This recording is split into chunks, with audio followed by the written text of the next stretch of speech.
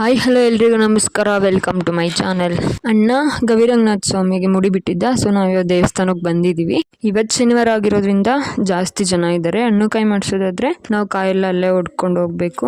ದೊಡ್ಡೆಡೆ ಹಾಕಿಸ್ಬೇಕಿತ್ತು, ಅಲ್ಲಿ ತುಂಬಾನೇ ಜನ ಇದ್ರು, ಕಾಲಿಡಕ್ಕೂ ಜಾಗ ಇರ್ಲಿಲ್ಲ, ಅಷ್ಟು ಜನ ಇದ್ರು. ಮುಡಿ ಕೊಡೋದ್ರಿಂದ ಆಮೇಲೆ ಬಂದು ಎಡೆ ಹಾಕ್ಸೋಣ ಅಂತ ನಾವು ಮುಡಿ ಕೊಡಕ್ ದೊಡ್ಡೆಡೆ ಹಾಕಿಸ್ಬೇಕಾದ್ರೆ ನಾವು ಅಮೌಂಟ್ ಕೊಟ್ಟಾದ್ರೂ ಹಾಕಿಸ್ಬೋದು, ಇಲ್ಲ ಅಂದ್ರೆ ನಾವೇ ಎಡೆ ಮಾಡ್ಕೊಂಡ್ ಬಂದಾದ್ರೂ ಹಾಕಿಸ್ಬೋದು. ನಾವು ಅಮೌಂಟ್ ಕೊಟ್ಟು ಬಂದ್ವಿ. ಕೂದಲೆಲ್ಲ ನೀಟಾಗಿ ತೊಳ್ಕೊಂಡು 9 to 10 months ಇಂದ ಮುಡಿ ಬಿಟ್ಟಿರೋ, ಇಷ್ಟ ದಿನ ಬೆಳೆಸಿದ ಕೂದಲು ಇವಾಗ ಹೋಗ್ತಿದ್ಯಲ್ಲ ಅಂತ ಪಾಪ ಬೇಜಾರು ಮಾಡ್ಕೊಂಡಿದ್ದಾನೆ.